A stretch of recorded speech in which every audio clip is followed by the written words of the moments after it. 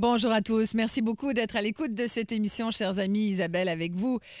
Nous allons parler d'un problème qui touche énormément de Québécois. En fait, c'est un euphémisme que de dire que le cancer est la maladie qui touche le plus de Québécois parce que plus ça va et plus il y a de cas.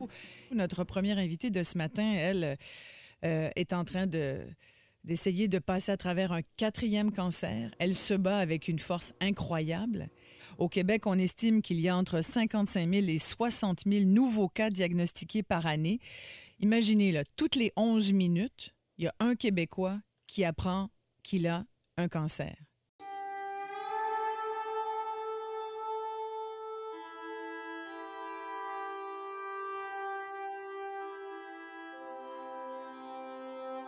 J'écris ma bucket list 2014 parce que depuis 2 ans, je planifie des choses, mais comme maximum aux 6 mois ou aux 3 mois. Tu sais, j'essaie de ne pas voir trop loin parce que ça me fait angoisser aussi de voir aussi loin que ça.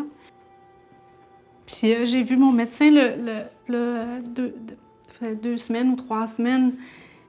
Puis il m'a regardé en voulant dire, c'est parce que si tu as un voyage à faire, c'est maintenant, il faut que tu le fasses dans les 4 prochaines semaines. Parce qu'il dit, après, moi, je ne garantis pas qu'est-ce qui va se passer. Je suis mieux de réaliser les choses le plus rapidement possible. Finalement, on devrait tous faire ça dans la vie, peut-être. Battre le fer pendant qu'il est chaud.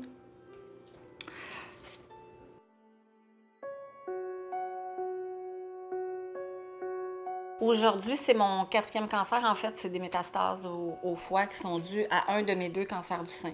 Mon premier, c'était au sein gauche en 2005, pendant 4 ans. Le cancer est revenu, c'était pas une récidive, c'était vraiment un autre cancer dans l'autre sein. C'est là qu'ils ont décidé de faire l'ablation des 2 seins puis la reconstruction. Et j'ai eu un cancer de peau, après ça en 2011. Puis là, c'est là qu'ils ont découvert que j'avais des métastases au foie. Avec ça est venu le pronostic de 18 mois à vivre.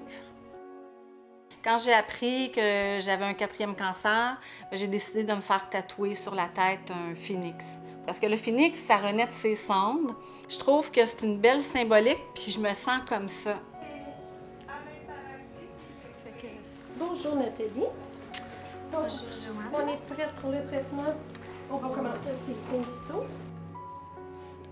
Quand j'ai eu le pronostic de 18 mois, c'est sûr que ça a pris quelques jours. J'étais très ébranlée. Mais un coup que le choc était passé, là, j'ai focusé sur les solutions. Puis les solutions, il y en a plein.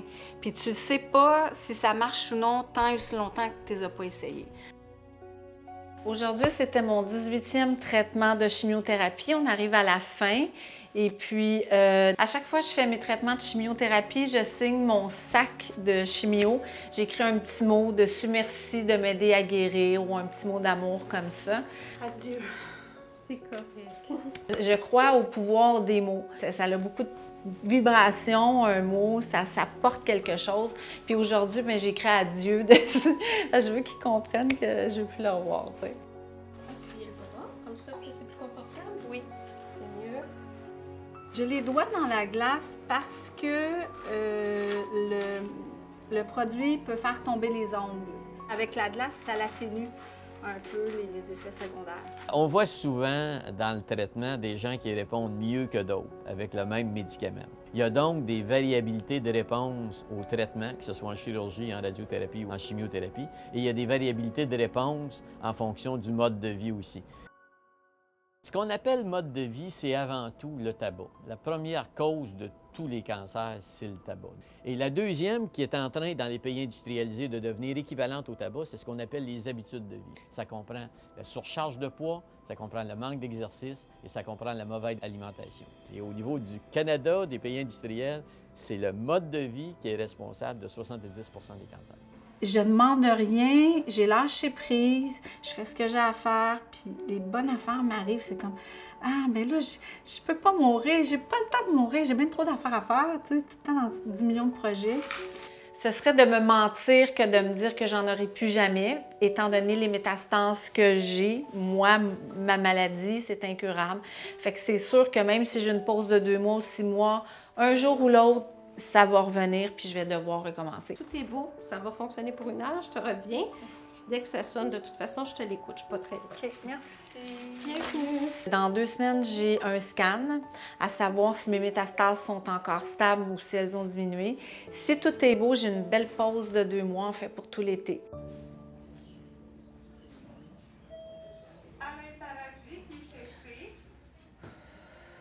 Comment je me sens avant une annonce de résultats de scan? C'est un peu toujours pareil, sauf qu'aujourd'hui, je me sens plus stressée parce que ce résultat-là va être important. Il va déterminer mes 60 prochains jours.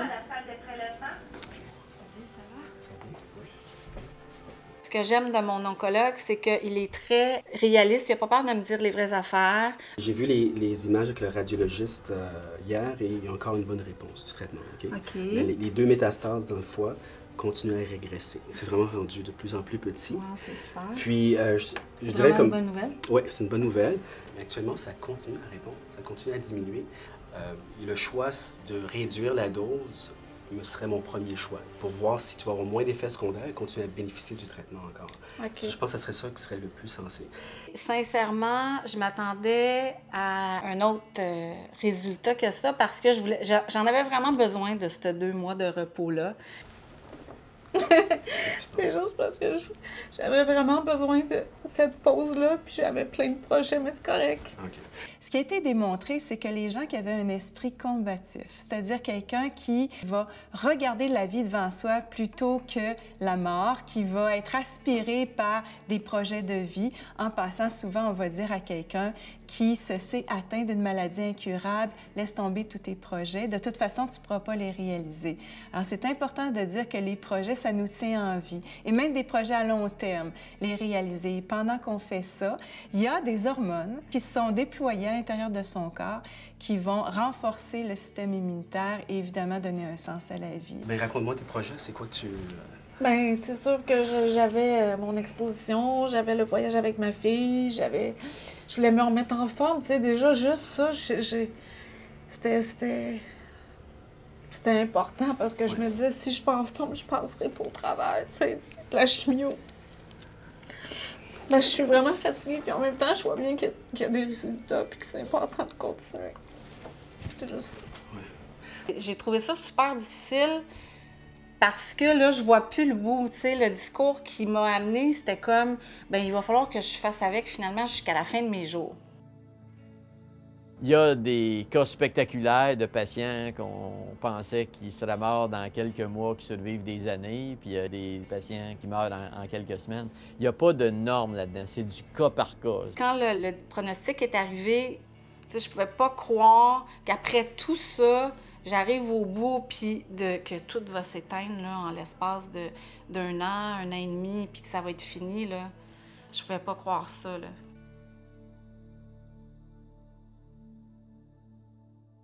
Le documentaire, moi, c'est un cadeau inestimable pour mes enfants. C'est vraiment une chance unique que j'ai. Je suis très chanceuse. Je pense que je veux laisser ma marque dans leur vie, ce qu'ils vont pouvoir regarder quand ils vont vivre des épreuves ou qu'ils vont simplement s'ennuyer. En tant que psychologue, évidemment, on reçoit souvent des gens qui sont malades et évidemment, ces gens-là doivent apprendre. Et la bonne nouvelle, c'est qu'ils peuvent apprendre à changer des choses. Il y a des trucs tout simples, d'ailleurs, que ce soit, bon, évidemment, l'alimentation plus saine, mais si on y va plus du côté de la psychologie, je dirais s'offrir des distractions. Nathalie, elle s'offre plusieurs distractions qui lui font du bien. Alors, je crois que Nathalie, par exemple, ou cet ami qui est un collègue, il ne se dit pas « je suis cancéreux », mais il dit « j'ai un cancer et j'ai du pouvoir sur mon cancer ».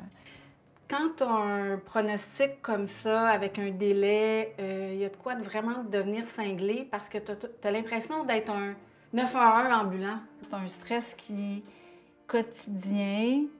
Puis une des choses qui m'aide naturellement, c'est la peinture, mais c'est de m'ancrer aussi dans le moment présent avec mes enfants.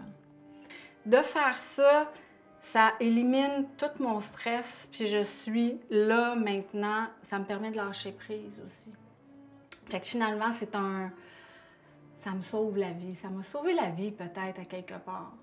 Ouais.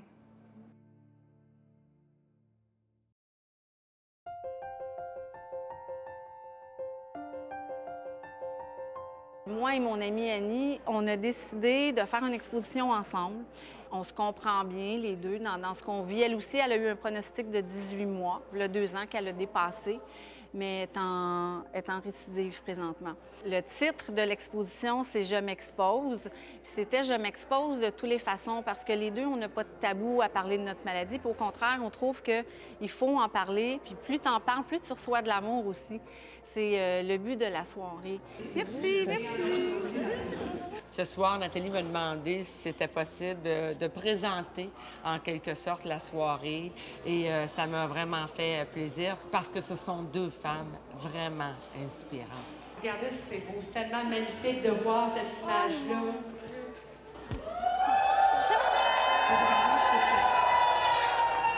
J'espère que vous prenez cette dose d'amour-là pour vous autres, les filles, ce soir. C'est une fille qui est rassembleuse, c'est une fille qui aime la vie, c'est une fille de party. Et en même temps, tous ces prétextes-là sont des événements sur lesquels elle focus, qui fait que pendant qu'elle fait ça, bien, elle n'est pas concentrée sur le combat qu'elle mène au quotidien. Je serai là demain. Je suis rendue comme une fabrique à souvenirs pour mes enfants. Puis, à quelque part, je veux leur montrer que quand tu décides de faire quelque chose, bien, l'impossible peut devenir possible.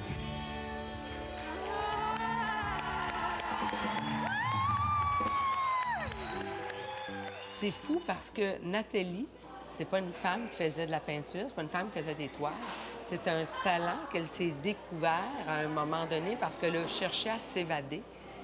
Et finalement, on se retrouve 8 ans plus tard, assister à un vernissage dans une église et où, avec ses toiles, elle est devenue porte-parole de la ligne Mise en Cils. Mise en Cils est une compagnie que nous avons créée il y a 7 ans, tout spécialement pour les extensions de cils. Son style nous a plu et puis je vois sa dernière œuvre, une femme de côté avec des cils.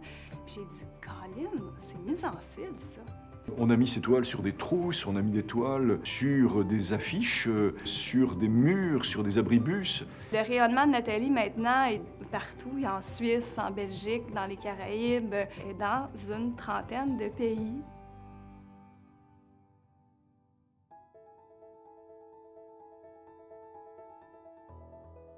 C'est un départ. Bye, mamie! Nous partons pour Paris, un voyage mère-fille, super hot. On part 10 jours. Bien, on se reparle tantôt! Bye!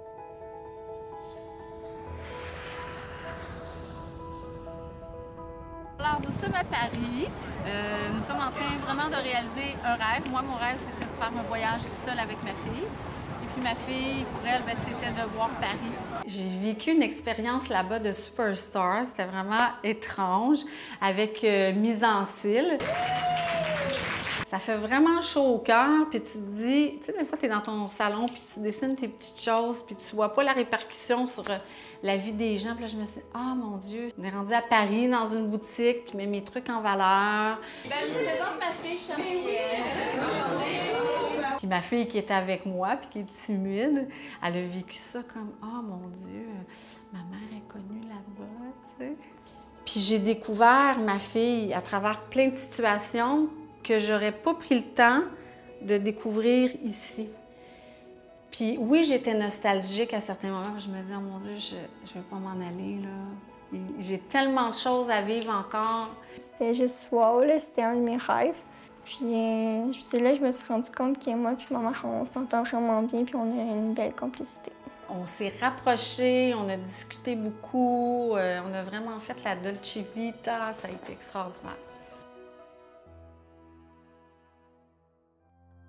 Ce matin, je suis à 98.5 pour dénoncer un changement dans la priorité des cancéreux sur la liste d'attente en radiologie. Bonjour à tous. Merci beaucoup d'être à l'écoute de cette émission, chers amis. Isabelle avec vous. Notre première invitée de ce matin, elle, est en train d'essayer de passer à travers un 4e cancer. Elle se bat avec une force incroyable. Je vois mon médecin à tous les 3 semaines depuis presque 2